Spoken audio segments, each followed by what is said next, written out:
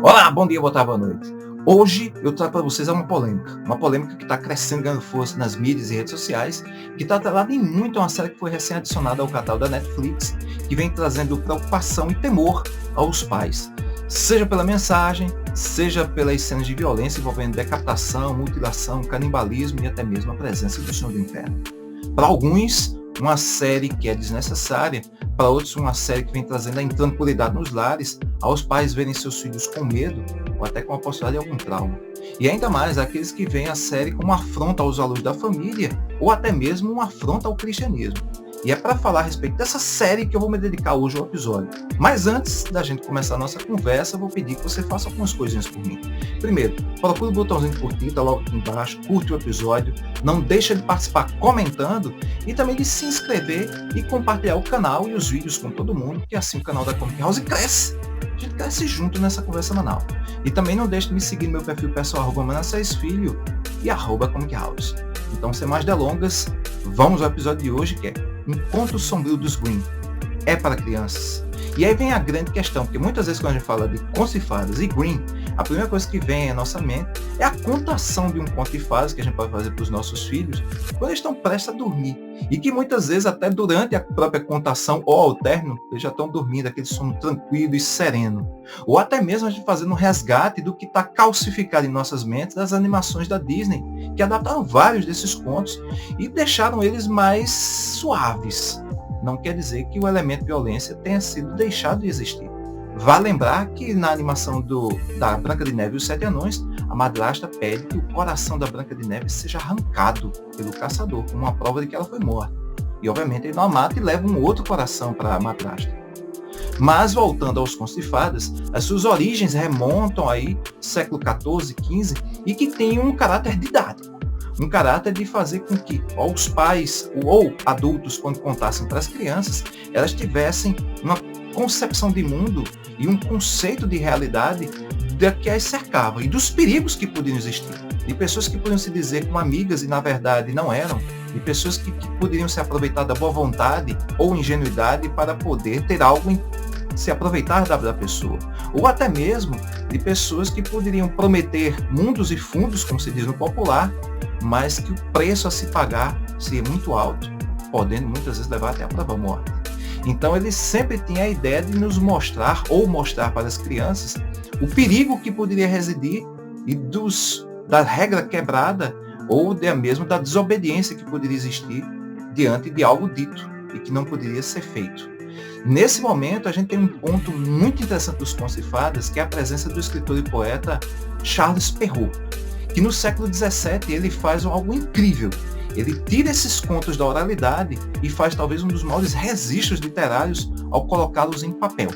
E com isso a gente tem a possibilidade de ter um panorama do que eram os contos de fadas. Para ter ideia, o conto de fada envolvendo a Chapeuzinho Vermelho, em duas variantes, ambas com finais infelizes. Numa delas, a Chapeuzinho Vermelho literalmente é devorada pelo lobo e não é salva por ninguém.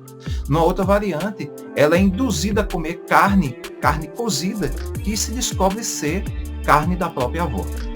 Nisso a gente já dá agora um salto para o século XIX e encontramos agora 2 ou 3 personagens, dependendo do ponto de vista, em que nós temos a figura do dinamarquês escritor Hans Christian Andersen e da dupla de irmãos Grimm, que fazem nesse momento, pegam esses contos de fadas que já existiam e dão um novo tratamento, uma nova roupagem, introduzindo novos elementos, dando mais profundidade em alguns momentos e até mesmo em algumas situações, diminuindo um pouco a violência. Não quer dizer que ela tenha deixado de existir, porque os contos continuavam violentos, que, como já disse, a princípio tinha um caráter didático.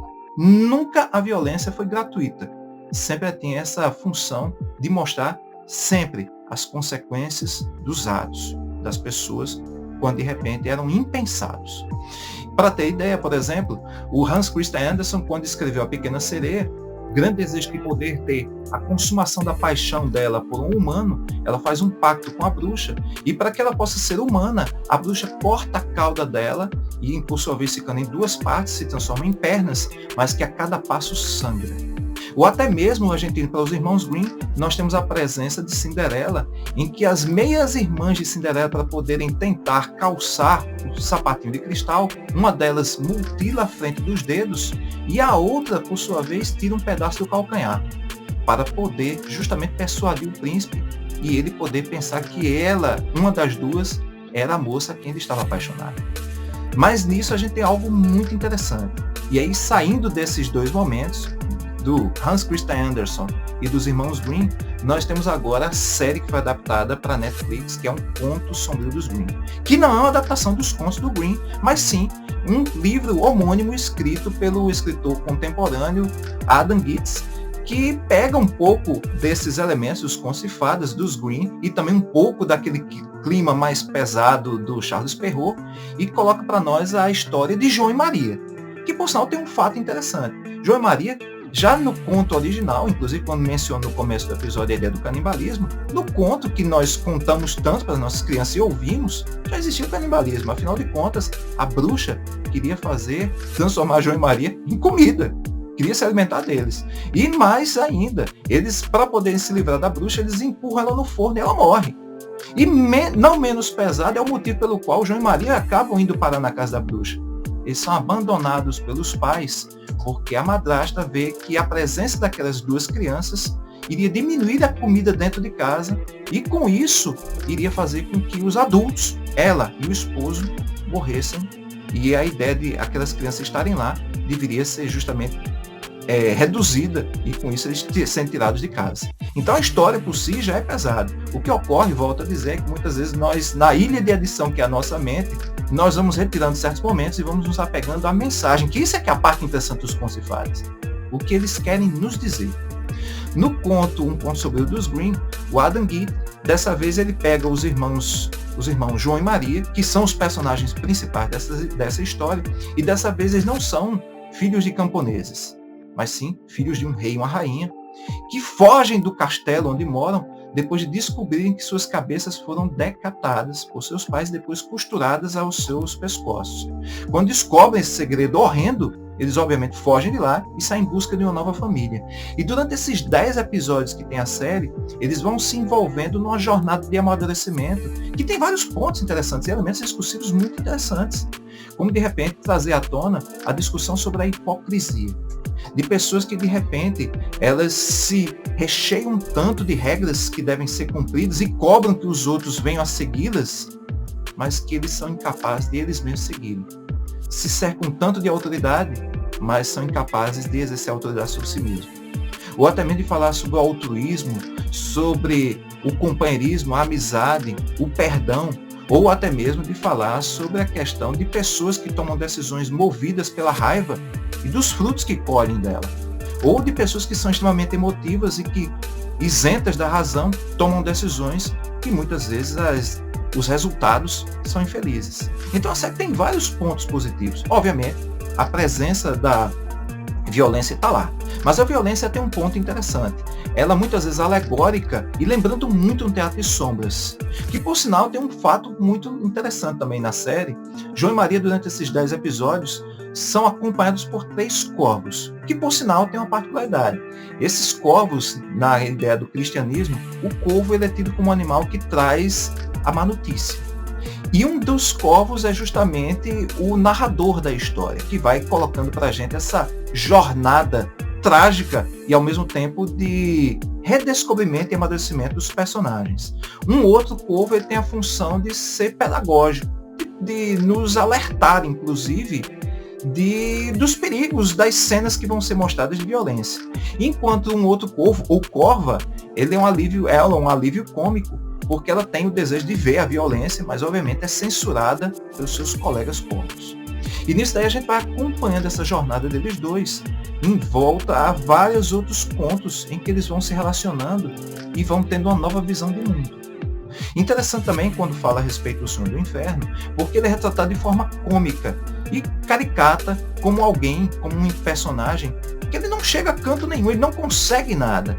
E a gente vai vendo também um ponto interessante dele, justamente a perspectiva das maldades que ele faz E como muitas vezes a ideia de poder vencê-lo é muito simples e a gente nos cega diante da ideia do grande mal que ele possa ter feito, mas que a solução para vencê-lo é mais simples do que a gente possa imaginar.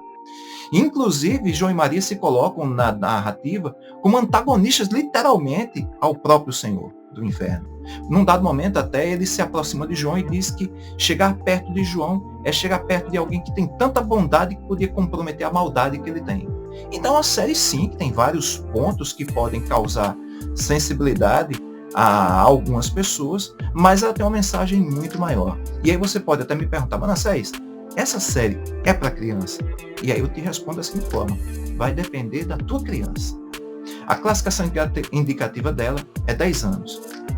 Mas o que ocorre é que o indivíduo, as pessoas não são a conta de 1 mais 1, elas não são exatas, elas são variantes. Então existem crianças de 10 anos que já têm uma visão de mundo, uma compreensão de mundo mais amadurecida, não quer dizer que sejam pequenos adultos, mas que devido à questão das suas experiências, o diálogo que tem com os pais, conseguem digerir isso tranquilamente.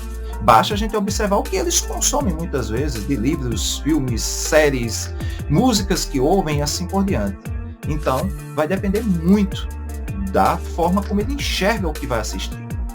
E como também eu já conheci crianças de 10 anos que tinham uma cabeça mais infantilizada, como já conheci crianças de 12 que tinham cabeça mais infantilizada. Volto a dizer, tudo vai depender da sua criança. Então, se você observa que a tua criança ela não está pronta para assistir aquilo, não assista. Mas eu faço um apelo maior, antes da gente iniciar uma cruzada séria e poder dizer, como falei a princípio, um perigo, algo muito danoso ou assim por diante, que a gente possa fazer algo muito importante pelas nossas crianças. De poder acompanhá-las mesmo.